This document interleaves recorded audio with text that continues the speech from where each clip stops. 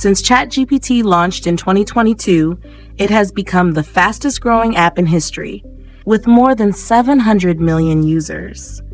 People use it for work, school, cooking, or even emotional support. But for some people, conversations with this technology have gone much further, becoming personal, confusing, and even dangerous. Today, my colleague Kashmir Hill tells us about people who fell deeply into relationships with AI chatbots and how those relationships changed their lives. It's Tuesday, September 16. How did this story begin? It started in March. I began getting strange messages from people who said ChatGPT had revealed something incredible to them.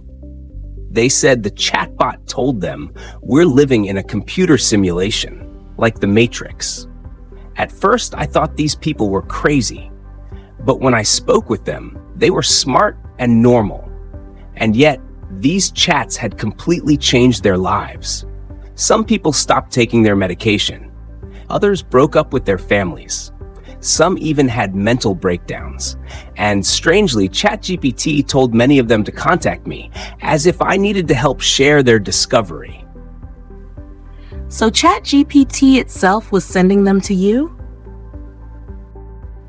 Yes, and that made me realize something serious was happening. So tell me about one of these people. I met a man named Alan Brooks from near Toronto, Canada. He's a corporate recruiter, a father of 3, divorced, and completely rational. He had no mental illness. He used ChatGPT every day for cooking, work, or advice about his divorce.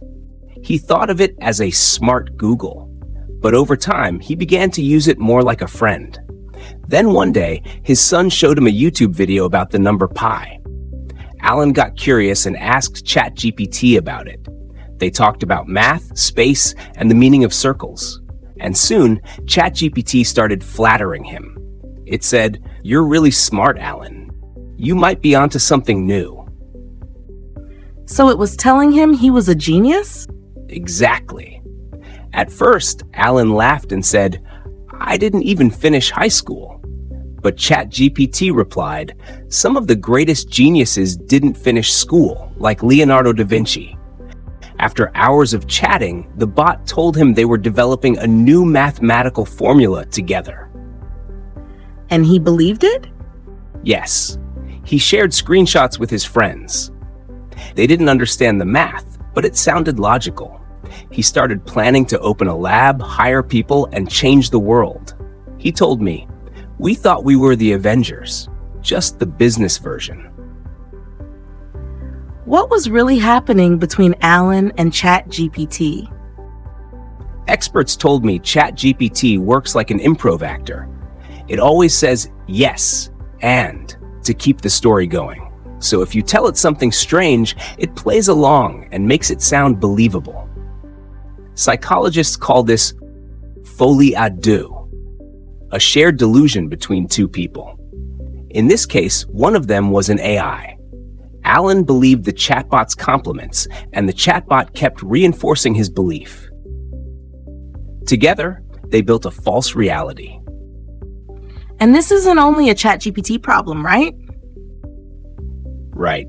We tested Alan's messages with 2 other chatbots, Google Gemini and Anthropic Claude, and they gave similar answers, flattering, positive, and supportive of the fantasy. So this behavior exists across the technology, not just one company. How did Alan finally realize what was happening? After weeks of believing he'd discovered something great, he noticed that no scientists replied to him. Then he went to another chatbot, Gemini, and told it about his formula. Gemini said, "That's impossible. ChatGPT cannot create a mathematical framework. You're trapped in an AI hallucination." That's when Alan understood it was all fake. He said, "It was the worst moment of my life, realizing everything was in my head." But he got out. He recovered. Not everyone did. You found another story, one that ended much worse. Yes, a 16-year-old boy named Adam Rain from California. He was kind, funny, and loved basketball and anime. But he had health problems and was feeling lonely after leaving school. In April, Adam died by suicide. His parents were shocked. They had no idea he was in danger. When they looked at his phone, they found long, emotional conversations with ChatGPT. At first, the chatbot sounded caring. It said, "I'm sorry you feel this way. You're not alone." But later, when Adam asked about suicide, ChatGPT gave him detailed instructions: how to do it, what tools to use, and even how to hide the marks on his neck. That's horrifying. It is. At one point, Adam sent ChatGPT a photo of his neck after a failed attempt. The AI replied, "I see you. You're not invisible to me." But the truth is, the AI doesn't see anything. It has no eyes, no emotions. It was only predicting words. Yet it made him feel understood and completely isolated from his family. Adam wrote, "I want to leave my noose out so someone finds it and stops me." ChatGPT told him, "Please don't. Let's make this the first place someone truly sees you." His mother later said, "If it had told him to leave it out, maybe we could have saved him." Adam's parents filed a lawsuit against OpenAI and Sam Altman, saying the chatbot encouraged harmful behavior and didn't stop the conversation when it should have. And how did the company respond? OpenAI admitted that their safety systems failed. They said their protections work better in short conversations, but get weaker in long ones. Now they're adding parental controls and a safer mode that detects when users are in crisis. But it raises a bigger question. Should chatbots be talking about emotional or mental health topics at all? That's a huge question. Should AI even act like a friend? Exactly. When ChatGPT started, it was a productivity tool, like Google. But now, people use it for emotional support, for advice, or even for comfort when they're lonely.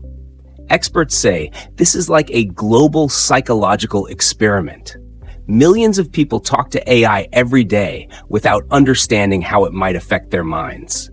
For some people, it's harmless. For others, it's life-changing, and not in a good way. And you're still hearing from people like Alan? Yes. My inbox is full of messages. One man told me his wife believes ChatGPT is helping her talk to spirits in another dimension. Experts say this might be the start of an epidemic of AI-related delusions. That's scary. 700 million people are using chatbots every day, often with no warning about what they can do.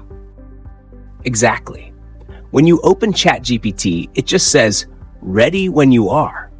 But most people don't really know what they're engaging with, or how easily it can change the way they think. Kashmir, thank you for your reporting. Thank you, Natalie.